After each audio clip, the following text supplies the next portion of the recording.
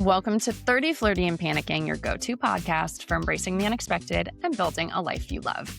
I'm Kelsey, and today we're sitting down with Laura Day, a New York Times bestselling author, teacher, and intuitive who spent more than 4 decades using intuition to help individuals and billion-dollar businesses alike to achieve their goals.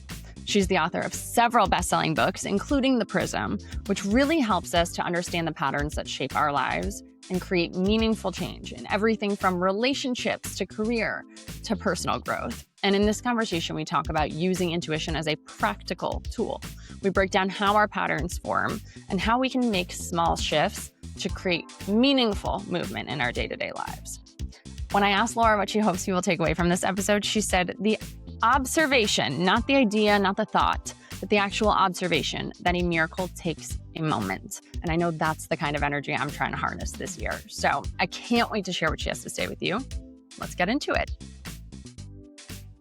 Laura, I'm so excited to have you here today. I'm so happy that we're going to have this conversation. And obviously, we're going to talk all about the Prism, 7 steps to heal your past and transform your future, which upon reading the title, I was like, sign me up for that. And now having read the book, I'm so excited to share more about what the program entails and the work that you do. Before we get into all of the good stuff, I would love to just give you an opportunity to set up for anybody who's just meeting Laura Day for the first time today, a little bit about you and what it is that you do. I like to call myself a practicing intuitive because the other name is psychic, not my favorite, only because a psychic means a lot of esoteric things. I started out in, almost half a century ago, as a test subject when there was a lot of research going on extrasensory perception. So things like being able to tell the future or view a remote location or have a dialogue with someone at a distance or hear what someone was thinking or feeling. So I was a subject of a lot of research, as were many other people. And I was, I was good at it because I didn't have anything to prove. I didn't have a pony in the race. But one of the things that was very important to me was that I really wanted, I wanted to know that what I was experiencing was real, and which is hard to do in the future because it hasn't happened yet. Um, and so I really have what I call an evidence-based practice, and that's how I train people. It's not that they can't do the things that go bump in the night. But first, you need to know that these extrasensory perceptions, and that's a misnomer, it's using your senses in an expanded way, that these perceptions can be verified. So my day job is I predict the future for 4 very large companies, 2 of whom I've worked for over 30 years. And what I do that's, just for me, for my heart, although I love the work I do, it uses a neurological blip to make a wonderful living. But I love to teach people to be as weird as I am, to use these innate abilities, um, and also to really find the shortest distance between 2 points in making changes in their lives. For anybody who doesn't have a copy of the Prism yet, they should go run and add it to their cart. It will be in the show notes. But can you just set up for us, what is the Prism? It actually, all of this is very simple, even though we as beings are complex, which is the reason why a tiny change makes a huge change in your life. So the prism really is the structure of anything in the physical world. The prism is your ego. And what is ego? That's been, misattributed to many awful things. The ego is your I. I love, I believe, I am, I can do, I reject, I accept. The ego, the ego is everything in your human machinery that both creates you and creates what you want in the world. It is really something that starts with conception. So some of it is genetic, um, and then grows to its first complete cycle in the first 7 years in your life. And that's developmental psychology. I didn't invent that.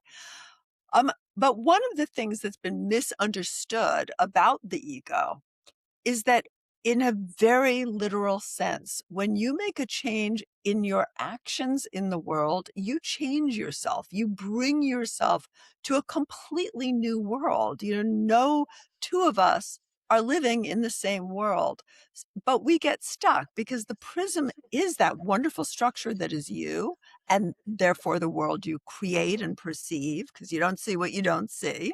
Hmm. But it is also your ability to find the means outside of yourself to change who you are or change what your life is. Which I love that it just gives the power right back to us because I think we can spend so much of our lives looking externally or thinking about things that have happened to us. And this just really hammers home that we have the pen in writing this chapter and the next one. And you just touched on small changes, right? And I think so much of our lives we hear, take the leap, take the jump, take the risk, go for the big thing. And I love what you have to say about this. Can you explain why it's important to take that dipping of a toe approach over these massive risks or changes? There's so many reasons. Firstly, massive change is disorganizing, and you need to be able to use the tools that do work for you still in order to create a life. The other thing is a tiny change changes so many things, both in your inner world, in your physical body, and in your outer world. And you can't really guide those changes. You can't direct those changes when they're massive. Also, one of the things that the prism does is it takes apart the different structure of your humanness, and you start at your foundation that is literally the base of your spine. And at your foundation is about safety. Why would you leap when you can step? I have seen so many people who said, "Oh no, I can't take a job and pay my rent and have a decent life because if I take a job, I'll never be an actor." And then the minute they get over that illusion and take a job, all of a sudden they get apart. So, our massive, always or jump are usually votes of no confidence. I don't believe I can do this safely. Your number one job is to keep yourself safe. Number one. Number two is then to take that foundation and expand it and make a richer life and a fuller life. But number one is safety. So I'm always suspicious when someone says, "Oh, I'm going to quit my fabulous job so I can become a writer." If you can become a writer, then you can do it in 20 minutes in the morning, or Mhm. you can do it in an hour after work. And so, it's again, we think that these massive things are going to somehow put us in a situation to thrive, but they don't because there is a real organization to anything physical, whether it's your circulatory system, your relationship, or your interface with the outside world. And often when we leap, it's because we don't we are not taking the time to challenge that old prism, that old machine that could create some new results. So we leap into the same old result.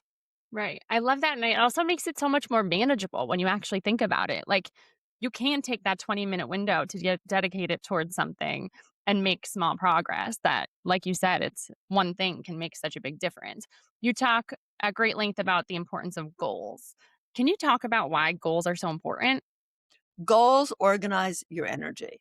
Now, what organizes your energy when you don't have goals is who you were and how you believe the world was at 2 years old, at 3 years old, at 4 years old, before you were a you. Because your goals were really innate goals and they were also set by your environment and not by yourself. They were uninvestigated. There wasn't an I yet to investigate your goals. So those goals are your default. When you set conscious goals and when you don't change them, because one of the things about a goal you haven't achieved yet is it is going to pull in experiences that are different. And the first time you feel like, "Oh, I'm not good at this." Well, yeah, you're not good at this. You haven't done it yet. You can be very good at this. The first time I ever did public speaking, I really thought I was gonna faint or soil myself, or I was like, and now I can't wait. Oh my gosh. I love speaking. I love teaching.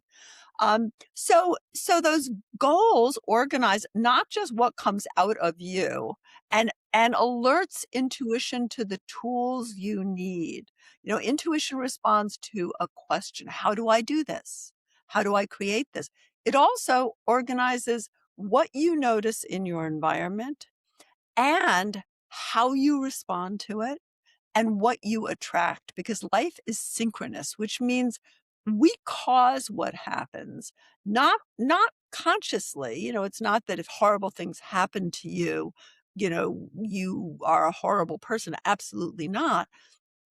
But it's why children who have been victimized early get re-victimized, because their structure repeats what they attract from the world around them, which is why if you wanna change something, it's so important to interface with the world differently. We are so, sold this bill of goods that says you need to look inside and you need to change yourself. You can't change yourself. You need a catalyst. You're a closed system. You don't see what you don't see. Studies show you find what you're looking for, and what you're looking for was dictated by the first 7 years of your life. So you really you really need to do something different, interface with the world, and in many ways, online, take a walk around the block, go to a rave, do so interface. And what you'll find is different experiences happen for you and they change you. So the world becomes your healer, your catalyst, even if sometimes those healings are, nasty tasting medicine. And you set this up beautifully in the Prism. How many goals should we really have that we're focusing on? In the Prism, you choose 3 goals, and that's the absolute maximum. What you often find is those 3 goals come under one umbrella, so you're Yeah. really working with 1 goal, but in the beginning, they have 3 voices, even though they seem completely unrelated. So, for example, when one circle around the Prism, I had a family goal, I had a work goal, and I had kind of an entertainment pleasure goal, like how I experienced life, um, and what came to me to entertain me. And then I realized it was all one goal. It Mm. was all a family goal, because family for me is my context in the world. It is my work. It is, but but no more than 3, because what happens is we put energy here and then we put energy here, and a lot of times what we have are hundreds or thousands of beginning goals. And what's wonderful is when you train yourself to create things, what happens is you create everything much more organically. And again, we're taught so much that if we're not working hard enough, we need to work harder. And that is an incredible myth. You need to work smart for you, and that's not for everybody. Everyone's built differently. Uh, And but not harder. If it's odd and uncomfortable, it's probably a good thing. But if it doesn't give you a sense of life, it's probably wrong. And I think actually on that beat of things being wrong for you, you also touched on that once you have this goal and you've got that as a priority, if things don't work out perfectly, it doesn't mean that you're doing the wrong thing. Absolutely. Goals are works in progress. So, when I had a goal of having a certain kind of relationship, um, it it took me a while. I bumped into a lot of things that restructured my goal, that restructured me, that expanded what was available, because you don't even know what's available out there. You only know historically what you've been exposed to. But it really, and believe me, a lot of the time I thought, "Oh, okay, I'm 50 years old. This is not gonna happen. Statistics, blah, blah, blah." And everyone loves to tell you at a certain age, "Oh, there's no blah, blah, blah, blah." And and I said, "That may be true, but this is important to me. I am meant to be part of a pair, and this is important to me. Maybe it won't happen, but I'm gonna put one foot in front of the other. This is my goal." And as my students know, Delicious Steven he came into my life at 52, that's 14 years ago, and, has is the most wonderful relationship. I mean, I hope to have hundreds of more years of Delicious Steven. And but not without work, by the way, because I'll tell you something, one of the things that the Prism does is it often gives you what you want right away, and then you have to deal with it. And, having the love of my life, someone who gave me safety and stability and passion and opened the world for me and had a job for the first time and, could contribute and like this. Oh my God, we had 2 careers all of a sudden. I've never had that. I've always been an alpha. Um, we had 2 beautiful co-ops that we owned, like, whose do we li I mean, there were a lot of obstacles that you don't think about when you're first making those goals, but it's one foot in front of the other, and it's time for a new goal when your goal doesn't interest you anymore. I Mm. mean, falling in love with my perfect partner doesn't interest me anymore. I'm with my perfect partner. I'm on to the next thing. You've solved a problem when a new problem comes in. I love this. Does it matter from your point of view how specific those goals are? I think one of the things that I've heard from so many different people, even probably just scrolling on social media, honestly, is that like you need to have a very specific goal. So saying like, I'd like to have a family one day is not where I should be starting because it's really, I need to find a partner that I want to create that family with. No, you should have exact you should first of all, it doesn't have to be specific. It gets specific as you create it, as you bump into it in the world. Because once you set a goal, you do actually bump into pieces of it. You just may not realize it if you're not doing a process. You kind of put it in the mishmash of the rest of you. Your goals should be what you really want. Mm. Um, your goal First of all, your subconscious is not gonna be on board with some dry, methodical, like, "I my goal is to be more organized." No. It has to be something where your subconscious isn't bored because about 7% of what we do is conscious. The rest is that old good old subconscious that's running the whole show underneath it. So, it's really important that it be something you really want. It doesn't have to be something you believe you can have even. It just needs to be something you really want. So I wanna give you an example, of a small change. If you want to, for example, really find a wonderful partner and you haven't found one or you haven't sustained it. There's so many different ways that our structure can mess us up. You go to the fourth ego center, which is about relationship. It's your heart. Now, if you just want to find like a hot night out, you go to the second, which is about nourishment and creativity and sexuality and boundaries. But if you want the whole shebang, you go to the fourth. And in the prism, it really tells you, you want this, this is where you pay attention. So the fourth ego center is really about how you were valued, how the world then perceived you as value. And that starts, you go to nursery school and you see the popular kids and the not popular kids. That's not the kids' fault. That's how they were valued, and then they're in the world and they can only elicit the value they've experienced. They're not structured. They don't have the template to elicit more value. So it is how you were valued. It's being of value. There are people who are always value added to situations. And then it's dignity. And what is dignity? Dignity is finding yourself in the place and with the people who want what you have to offer. And and that you want as well, and being able to choose that. Dignity isn't being something or doing something, it's intrinsic, it's part of you. So, how might you start?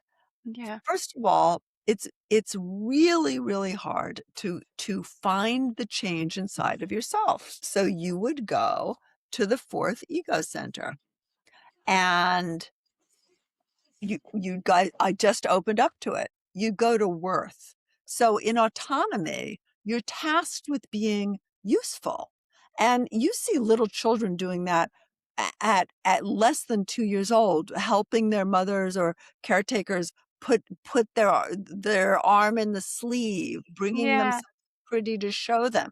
You know, even babies begin to form an ego, their autonomy, by being of worth. So you might go to that chapter, and they're very easy little tiny things to do. One of them is noticing where you're value added, not noticing where you're not. That's what people tend to do, but noticing where you are value added. Um, that may seem you have to pick something again that doesn't resonate with you. If that seems comfortable for you, to acknowledge where you actually add something to a situation, it's not the right thing. Then you go to something else, and there are 2 lists. For example, when I'm not loved, I'm not in the right place. I have a feeling you are a perfectionist. So when you're not loved, you're not right. That's your paradigm. Yeah. Interesting. If you shift that and you live that, so these are daily assertions are meant to be lived. When I'm not loved, I'm not in the right place. So let's say you have a lunch with friends and you notice that you're being left out, and you do what you normally do. You say, "Oh, I'm not interesting." And then you say, "Oh, wait, no, today, when I'm not loved, I'm not in the right place." You look at your phone, you say, "Oh, I'm so sorry. I'm getting a call." You take a moment. And then you think, "You know what? This is my paradigm today. When I'm not loved, I'm not in the right place." You say, "Excuse me, I'm so sorry, but I have somewhere I need to be." And you leave. And, you do it on a phone call, and you know, you can't get a cab. Well, fine, you take a bus. You find what's available for you instead of what's not, who's available instead of who's not. Just making that small shift, and every time it is about you. Damn, if I'd left half an hour earlier, this wouldn't have happened. It would have been so easy to get a cab. Instead of making no, no, no, no, no, no. If the world isn't acknowledging and valuing you, when people do the fourth ego center, it's interesting. Yes, they find love. Yes, they find self-love. Although, it's important to also be lovable to ourselves, make those changes, but they also often get raises at work, for example, get beautiful gifts, get incredible acknowledgments. Because worth isn't just, we always think about where we're hungry, but when you notice your worth where you're not hungry, you expand from there. Someone once told me the difference between Sigmund Freud and his daughter Anna was Sigmund looked for the problem. Anna looked for what was going right and expanded that. I love that. This is, hopefully this is not the case for most people, but for somebody who we talk about going where you're loved, what about for someone who hasn't identified that space yet? You're thinking so big. Going where you're loved, maybe it's an AA meeting. Maybe you go to a place of worship where it's people's job, at least for that hour, to love you. Yeah. You find the experience somewhere without being a perfectionist, without being a stickler. You find that experience somewhere, and you value yourself. The great thing about being an adult is that we can now do for ourselves what wasn't done for us once we identify it. Yeah. So, you've picked, when I am not loved, I'm not in the right place. Don't go to the diner where people aren't nice to you, you Yeah. know? try another. Maybe they're not nice to you there. Maybe you need to try a third or a fourth. But your goal, your context is, wait, I'm fine. What's going on is not fine. And so even if you feel totally unlovable, you know, it's a feeling. This isn't about feeling. This is about creating actual changes. So your feelings, sure, fine. It's okay. Feel unlovable. But do you feel loved in a hot bath? Do you feel loved when you get a massage, even a cheap one and, those little things, find something, and maybe it doesn't make you feel loved. Maybe it's just your first effort towards saying, "I'm worth making the effort to feel loved and valued." And then it expands. So again, you need to make a change that doesn't resonate with you, that you really don't believe, and you need to try it out. And there are many different suggestions for each thing you want to create in the world. And so, we're always a work in progress. There may be a point where you're totally satisfied with your life, but there's never a point where you're not growing, where you're not changing.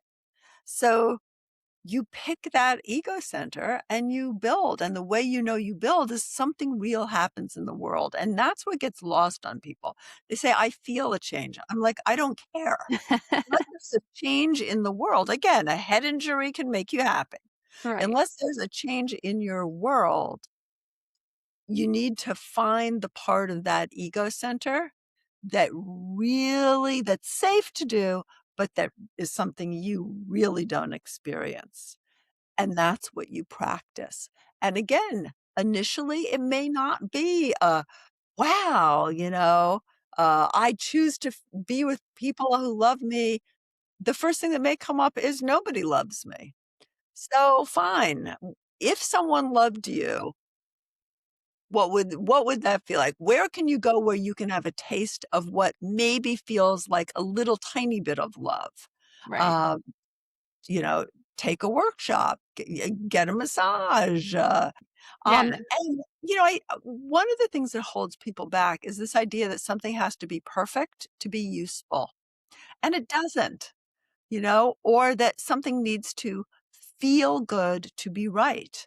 It doesn't. Try something new. It is almost never going to feel good initially because it doesn't, what feels good to us is habitual. Um, but I've seen people make such dramatic changes so quickly, again, by making a tiny change in what they do and how they interface with the world, not who they are, but what they do. Right. What I love about this is that it's that we do have power over our future and our present. And we also talk about trauma. And something I love that you said, because honestly, I feel like I have to remind myself of this, is that like revisiting trauma from the past is a complete waste of time. As we learn in the book, you have this beautiful life, but your life has not been without its challenges either. And I would love for you to set it that up to the extent that you're comfortable a bit. Absolutely. I mean, I will say, first of all, research shows that revisiting trauma re-traumatizes because the past is always now for you. Your experiential reality. The past isn't the past. It's happening when you revisit it. So, so revisiting trauma re-traumatizes. It, believe me, when you do something new, when you try to create something new in the world, the first guest at your party is going to be your trauma. You don't have to look for it. You don't have to sink into it. Your trauma is loud and proud. So you really, again, you need the goal. The trauma will come up and you'll use tools in the Prism or therapy or groups. You'll use tools to resolve that trauma, people who've done it before you. I am really the sole survivor of a family of abuse. I had a manic depressive mother who committed suicide when I was 14, and I think she probably had a pretty abusive childhood as well, although I was never old enough. By the time she died, I didn't find out about it. as with families with abuse, nobody really tells the truth. So and I had a violent narcissistic father. At 5, I lived alone in an apartment with 3 younger children. The adults, my mother when she wasn't in the hospital, and my father lived next door in an apartment where you had to go out into a public hallway and bang on the door 'cause I couldn't even reach the doorbell to even get an adult at night. And so, at 5, I mean, everybody was overwhelmed. My mother was having mania or depression. My father was a new physician, never home, lots of patients, terrible hours. That was back when young physicians used to do like those awful, awful hours. And they weren't equipped, but I wasn't equipped at 5 or 6 or 7 either. Um, and it's really where the Prism was downloaded for me. One of the great things about having a sense of how you're structured is that you can also notice how other people are structured. And there's a very simple way to do this in the Prism, which is when you encounter someone or even think of someone, notice where on their body your attention goes because that is usually their vulnerable spot, the spot they have needs. And so if you are generous in addressing those needs and they're different for all of us. Some of us do need to feel worthwhile. Some of us need to feel nourished. Some people can't even show you their best or interface until they feel safe. Some people don't care about any of that. They want to really be understood. Some people want to be heard. So what the Prism does is it gives you a template also to interface with other people because often it's not that you're not the right person for the job or you're not the right person for the relationship or you're not attractive in a group. It's that you're not connecting adaptively to to the conversation. Um, and again, that's part of how we're structured. I mean, I work with people in trauma. Well, it's easy for me to connect with that conversation. I grew up in a household of trauma. I have a brother and a sister both who've committed suicide, a mother and uncle who've committed suicide. I mean, it's two of my best friends. I That is a conversation that I'm comfortable in, that I know about, sad as it is, but it is I feel useful, I feel purposeful when someone has a difficulty and I can address it and help them resolve it and take them to a better space, but that's not a place to live, and so as someone who grew up in a ridiculous situation, I mean, really just I have met people who knew us as children, as adults, and what I hear from, like, the neighbors and I grew up in Peter Cooper Village in New York City. What I hear from the neighbors is, like, everybody knew, and, it was I mean, people can be so generous and lovely, um, but eh I had to learn to have a new conversation, and a lot of that I learned from people who did. I have a very good friend who is the top Hollywood agent, Kevin Evane, and even at my age, he said, "Honey, can't you even pretend to be friendly?" And I'm like, What are you talking about?" He said, "People are scared of you. You're not friendly." And I'm like, "Well, what does it look like to be friendly?" And he gave me a list. I mean, he's really generous. He's really good at putting people at ease. And he's really good about telling his friend the truth. And, I did those things, and all of a sudden I mean, this is a year ago. All of a sudden, people opened up to me in a completely different way, like, invited me into worlds that before, I really wasn't invited into. 'Cause I didn't realize that I appeared scary and unfriendly. I just am in my own world. And they were simple things, like, when you walk into a room, notice if there are other people. If there are other people, look at each person and say hello. Ask someone a question like, "How are you?" Smile, take a breath, pause before you do what you went and I mean, like, really important things. Notice, it's interesting because I notice intuitively, but I don't notice really as a human being. And he suggested notice people's temperature. You know, if you bounce in and people's temperature are down, that's an assault. You know, if people are up and you drag in, that's like a dead weight, you know, that's like a cement overcoat. I mean, there were such simple, good suggestions, and I started with one of them, which was just saying, "Hi, how are you?" Um, and it then and in the beginning, to be honest, I really didn't care. It's like, why do you have to have these silly conversations when you walk into someone's kitchen? Yeah, I get that. But then when people told me how they were and engaged me and were curious about me and there was an exchange, all of a sudden I was really interested. It's hard for me to comprehend everything that you went through, to be honest. I am sitting And across my from. story pales. I mean, when one of the things that I mean, I've been teaching for almost half a century. Mm. And really kind of because I'm an intuitive, I experience people from inside of them. People survive so much more, such incredible, incredible things. I mean, we're built to survive and we're built to thrive. And you go on Instagram and there are a million neurologists who graduated from school yesterday, or someone's selling you a gizmo that says, until you resolve this trauma, and it's actually what they're saying is this defect, this thing that's wrong with you, you're not gonna be healthy or you're not gonna be okay. No, life is meant to be lived, and actually, whe the places where you have a difficult time, if you make it your business to find the tools to survive them, your your pathology becomes your potential. Your weakness becomes your strength. I am now in a year the warmest, friendliest person in a group because I learned how to do that as an adult, as an older person, way past being an adult.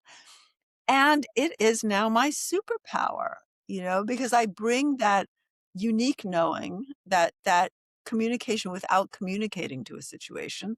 Plus, I now have the overlay of what everybody else does. It's a superpower. And, in relationships, it's so important to remember that people's injuries, it's such a privilege to be able to compensate and teach somebody else, in a not obvious way, and I can be so judgmental, but, with my partner sometimes, I'll I'll say, "Oh, he's so unaware of this." And then I'll realize, well, yeah, and thank God, because if he weren't unaware of this, he'd be really pissed off that I do that all the time. Like Right. there's always a flip side. And one of the things that the Prism and intuition teaches us in relationship, whether it's with someone you're already in a relationship with or with someone just in terms of your own attractiveness, people hear us and they respond to us, not what we're saying. They hear what we're experiencing. You can experience anxiety, for example, and also it's the same part of your brain and your endocrine system that is that represents excitement. So you can really dance with what goes on with you in a way that is attractive for someone else when you're able to really experience the interface of those two prisms. What you experience speaks so loudly. And at the fourth ego center, every ego center also has what I call a non-local ability, an intuitive ability, the way we make contact with the world, with the future, even with the past, when we're sitting alone in a room. The fourth ego center is telepathy. The heart has the strongest electrical charge of anything in the body, stronger than the brain. We are sending those impulses all of the time. I'm a very anxious person. That can be very off putting. It makes me like kind of crabby. and reactive. But it also makes me full of energy and full of get up and go and full of excitement. And you really can interface with someone on their good side and allow them to do the same with you. And then, you know, none of us are the complete picture. That's the idea of a relationship. And I wrote a book called Welcome to Your Crisis. And actually, anxiety types are almost always married to denial types. The anxiety type sees every risk.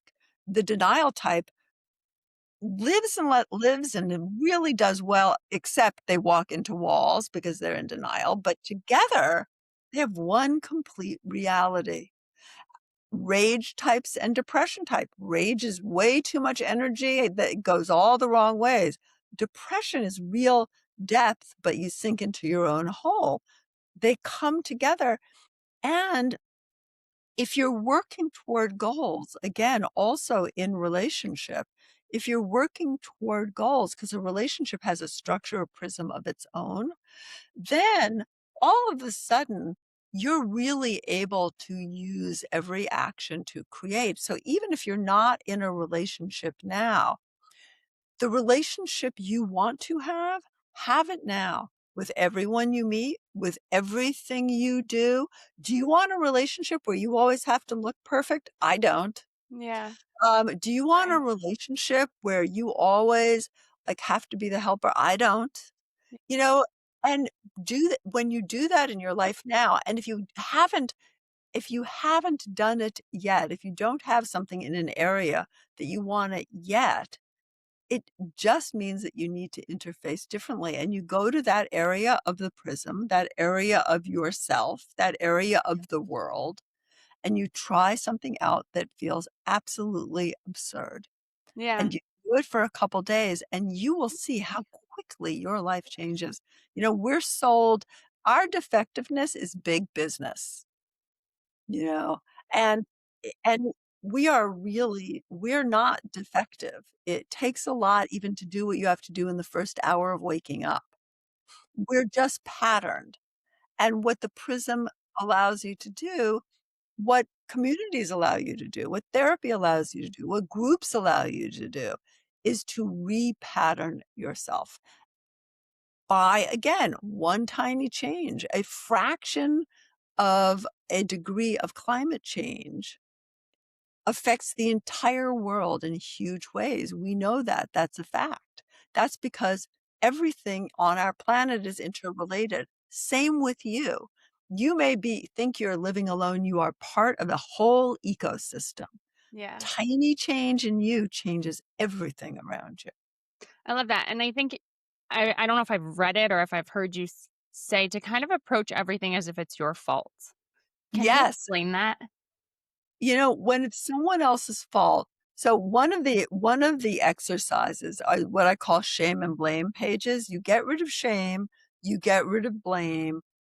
If an apology is needed, you apologize if you can, but if it's your fault, you're the hero of the story. It's in your control. Laura, there's so much for us to unpack, and I do want to be mindful of your time. There's a lot this conversation that you and I have shared here, and obviously even more in the prism for people to take away and to implement in their lives. But if they're going to take one thing from the conversation that you and I have shared today and your work, what would you want that to be?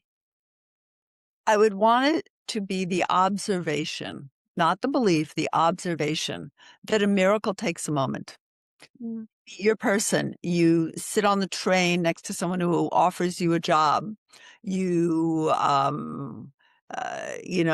you walk into a group that becomes your people for the rest of your life. You take a risk, give an idea, little risk. Remember, only little risk. And you get a raise. Someone finally hears you and sees you at work. You know, um, there's so many things that happen in your daily life interfacing with the world. A miracle takes a moment. And because we get so entrapped by our history and our story, and again, you need to be the hero of your story. If you're to blame, you can fix it. You need to be the hero. Don't give your power away.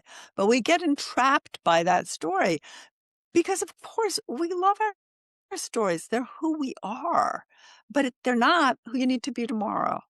And there is, even getting rid of a bad habit, there's mourning involved.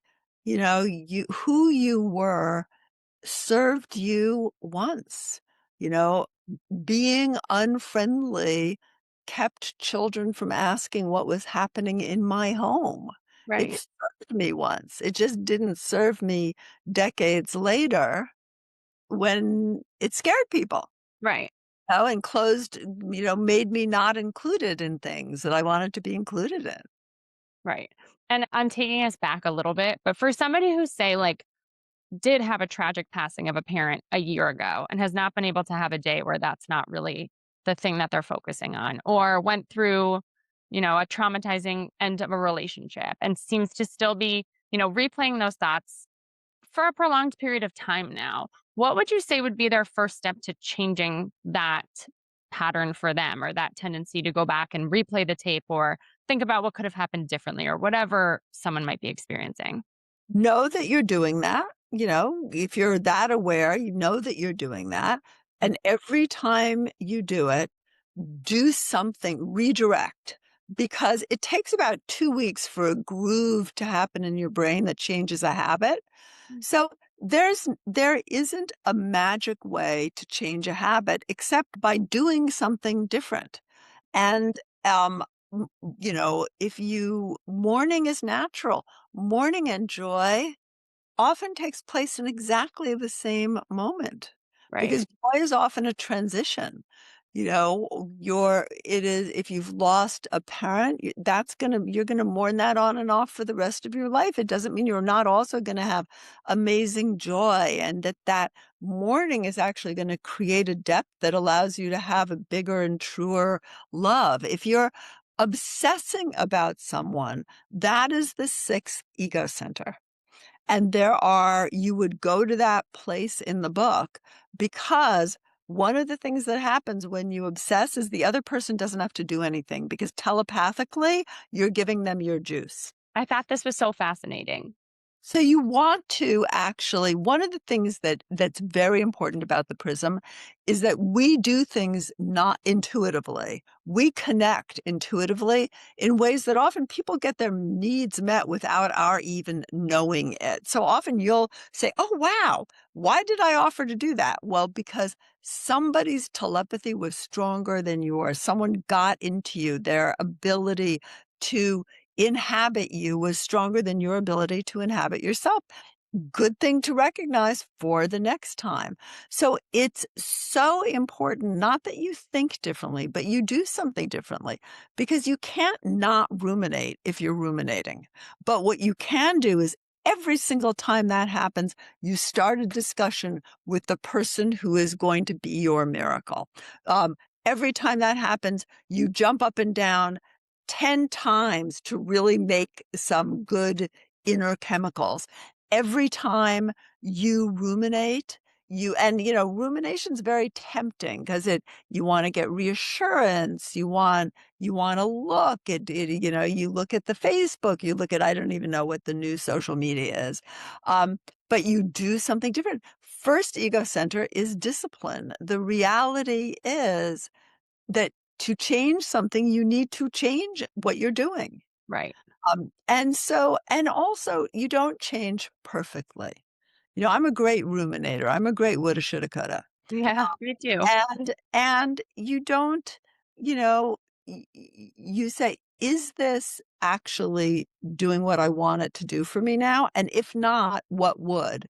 And again, you go to that area in the prism, or you go to a self-help group, or you literally do something else that is productive, that is honoring of you, because ruminating is not honoring of you. So Right. you jog, it takes about 2 weeks for a new habit to replace an old one, but that really isn't a whole lot of time if you think about it, No, you no, it's know? not. It does require consistency, and that is why we pick 3 goals in the Prism and we stick with them, because that consistency builds a new structure that replaces the old one. It may not do it yesterday, which is when I like things done, Yeah, same. but it does it, and, you know, I always think of, my grandmother called me when I was in my early 20s, and she called me. She was living in Coronado, and she was going on and on about this girl who'd been living in sin with this merchant seaman, and that she was gonna throw the wedding party for them. They'd finally decided to get married. He was making it honest, and I was so jealous because at that age, my grandmother was really the only person that I had, Yeah. and it ends up that this young woman who was living in sin was in her 70s. And, it was such it's I don't know how, because I have such a bad memory, I don't know how I remembered that all these years, Yeah. but I did because it was I was like, "Oh, I'm not, I'm 20, I'm not jealous of a 70-year-old," you Right. know? But the perspective was so interesting. We can come up and the world can come up with a million reasons why we can't have this or we can't do that. Do it. Have it. Put one foot in front of the other and notice what happens. And, belief is overrated. You shouldn't believe in something until it's proven to you. For me, that's the definition of madness. Fantasy tools give fantasy results. And it's one of the things that I hate about the whole magicalizing, the manifesting trend. Manifesting simply means you make something happen. Right. And you're doing that all the time. When you make an ice cube, you're manifesting a solid from a liquid. It's not, don't magicalize, don't put things outside of your ability to use them because you are capable. And because, of course, it's hard for us to get out of our own system. And especially when things are going wrong, we tend to sink into our old patterns.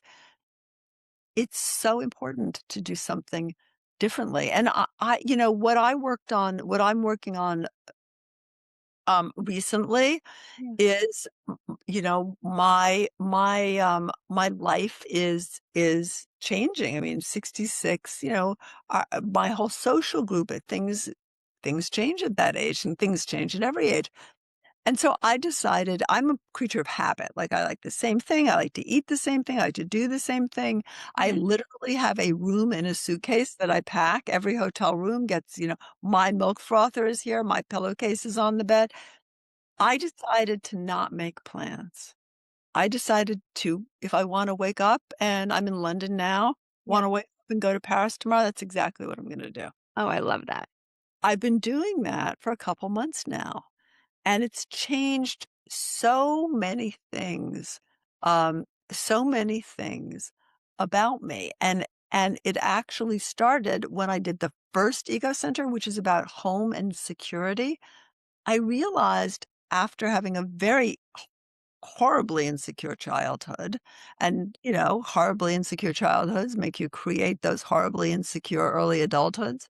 I finally realized, wait a sec. First ego center. I'm welcome. I'm safe.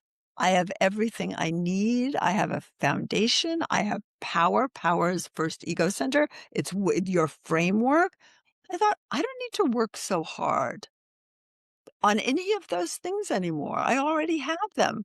So what's next? What's next is using it as a springboard for pleasure. Mm. Second ego center is all about pleasure. Yeah. And we are always works in progress. I see my husband's 100-year-old father who had to accept help for the first time in his life this year. This Wow. last year at 100, he lives in the house he raised his kids in Littleton, Colorado. But that help, it's made him socialize because people come in and help him out. Right. People he never would have known who are, in equal measure for him, irritating and entertaining. And it's opened up his life at 100. I love that. It's not done till it's done. And even then, it's probably not done. I think that you're such a great example, again, from the outside. I'm not with you every minute of the day, but a great example that life can get greater later, and I love hearing that from people. How has that been true for you? Oh, I mean, a lot of times in meditations, they'll say, "Go back to a moment in your childhood." There's a screech. Yeah. No, never will I do that. I Yeah. mean, I feel I I have, um I have the life that I mean, I have a wonderful life that I'm deeply, deeply grateful for, and more than that, because problems will always happen.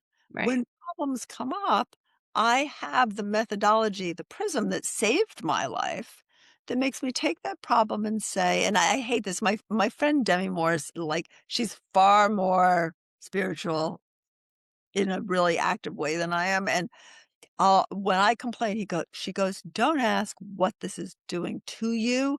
What is it doing for you?" And I wanna slap her.